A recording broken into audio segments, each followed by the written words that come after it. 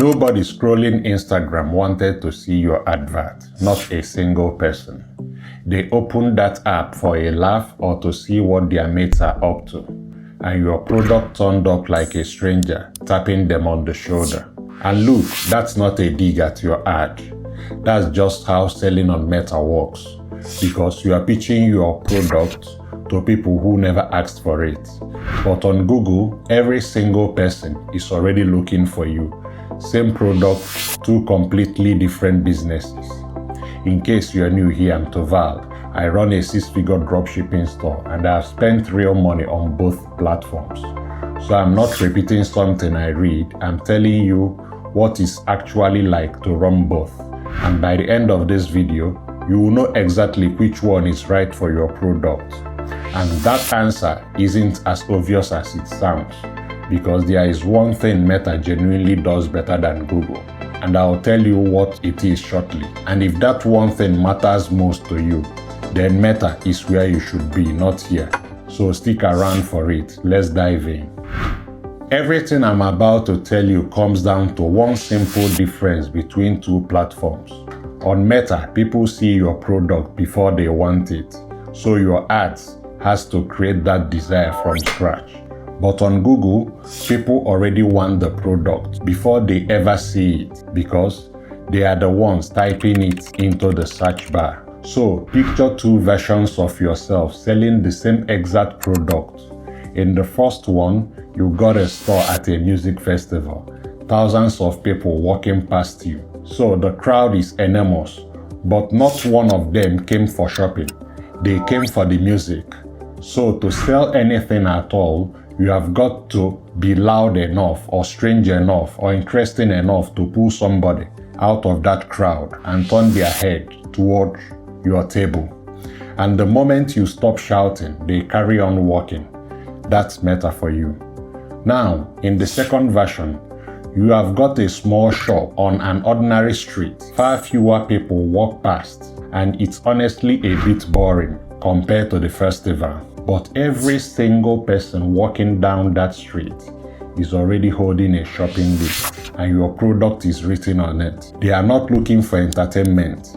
They are looking for what you sell, and they would like to find it quickly. That's Google. Same product, completely different way of selling it. So here is the line that took me far too long to probably understand.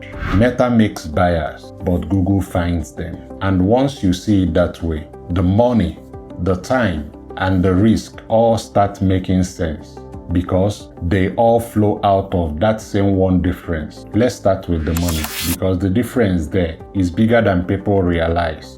The money difference isn't really about which platform has cheaper clicks. It's about what you are actually buying. On Meta, you are renting attention, and the rent is due every day. Because to pull somebody out of that festival crowd, you need creative, and creative wears out. So you are making new videos, testing new angles, watching a winner ad slowly stop working, and then starting again. And that treadmill never ends, because the moment you step out of it, the sales stop with you. And here is the part that really got me. The work you did last month is gone. Those videos aren't earning anymore. They have been seen, they have burned out, and you are paying full price to start from scratch every few weeks. On Google, you are buying something different. You are buying a place in the queue when somebody goes shopping. And that product listing you set up in Google doesn't wear out, because there is no audience getting bored of it. Next month, different people search the same words and find the same listing, and it's still relevant and working. So you are not renting attention, you are building a position. And I want to be straight with you here, because this isn't a free lunch, and Google clicks aren't automatically cheap. Some of them cost real money, especially in the competitive category, because you are paying for someone who typed the words and is actively looking, rather than paying to interrupt somebody who hasn't. Now, money is only half of what this costs you, because the bigger difference, and honestly the one that changed my life more, is what each platform does to your week. Because what each platform does to your week comes down to one question: what happens when you stop? On Meta, if you stop making content, the machine goes quiet. So you are not really running a store, you are running a small media operation that happens to have a checkout attached to it. You are filming, editing, writing hooks, and watching your creatives die. And that's genuinely a skill. Some people love it and get very good at it, but you need to be honest with yourself about whether you want that to be your job, because it is a job and it's a daily one. On Google, if you stop, the searches keep happening. Somebody types the words tomorrow, whether you posted anything or not, and your listing is still sitting there. That doesn't mean there is no work, and I will be very clear about that shortly. But the work is different in shape. It's the sort you do once and it keeps paying, instead of the sort you do again every single week just to stand still. And that is why this model suits people who would rather be found than be famous. You don't need an audience, you don't need to be on camera, and you don't need anybody to know your name. And when you put it all together, the money and the time both clearly favors Google. But there is a third thing that people almost never think about until it happens to them, and is the one that can end a business overnight. And that third thing is what happens when a platform decides it doesn't like you. Both of them can shut you down, so let's not pretend otherwise. But the shape of that risk is genuinely different, and the difference matters more than people expect. On Meta, the thing that catches people out is that you often don't get a clear reason. An account gets restricted and you are left guessing what you did and appealing into what feels like a wall. And a lot of the time, you never really find out. Google can also shut you down, but with a reason. So you get told which policy you fell foul of. And then, amongst other things, it comes down to whether you have got real contact details, proper policy pages, prices that make sense, and product data that matches your store pages exactly. And here is where that difference is such a big deal. A named reason is a checklist, and a checklist is something you can resolve before you are ever judged on it. And that checklist is the exact reason I built my own tool,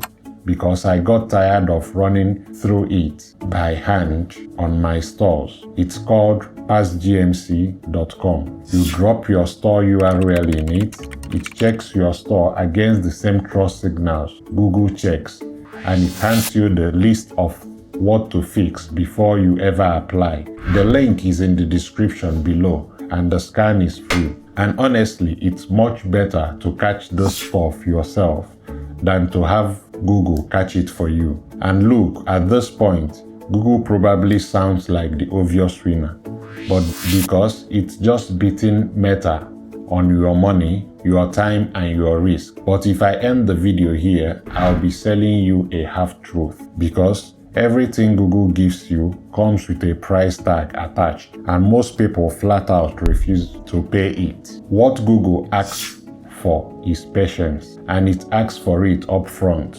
before you have seen a single reason to believe. Because when you launch your first Google Ads campaign, Google's system doesn't know who your buyer is yet, so it spends a while working that out.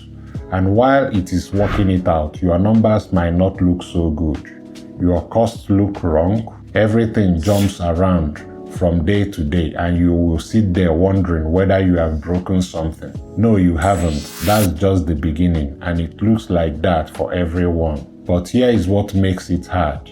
On Meta, you get a verdict quickly, and even when the verdict is bad, at least it feels like progress. Google makes you wait for a few days, so people panic. They start changing things in their ad setup, and every big change sends the learning back toward the start, which means they end up living permanently in the worst part of the process, and then quite reasonably conclude the whole thing doesn't work. And the second thing Google asks for is getting your product data right, fixing your policy pages, testing your own checkout. It's boring, but it needs to be done. And if you have made it this far, you can probably tell which side of the fence I'm on. But right at the start, I promised you there is one thing Meta genuinely does better than Google, and I meant it. So before you make your choice, you deserve to hear it. Meta can sell something nobody is looking for, and that's not a small thing. It's an enormous advantage in the right situation, because if you have got a genuinely new product or something that solves a problem people don't yet know they have, then nobody is typing it into Google. There is no search to be found in, so there is no queue to join. And Google simply cannot help you, but Meta can. You can put that product in front of 1 million people who weren't looking for it and make them want it right there on the screen. Google will never do that for you. So the decision honestly isn't about which platform is better. It's about which kind of product you're selling. If you're selling something new that nobody is actually searching for yet, go to Meta, because that's what it's built for, and I will genuinely tell you to. But if you're selling something people already want, they are already typing it into a search bar every single month, then paying to interrupt strangers is the hardest possible way to sell it. So remember it this way: Meta makes buyers, Google finds them. And if you would rather find them than make them, your first job is getting your store approved, because nothing else happens until Google lets you sell. So watch this one next, where I give you the honest answer on whether this whole model is still worth starting. So stop paying to be noticed. Start being easy to find. And as always, let AI do the heavy lifting while you do the living. See you in the next one.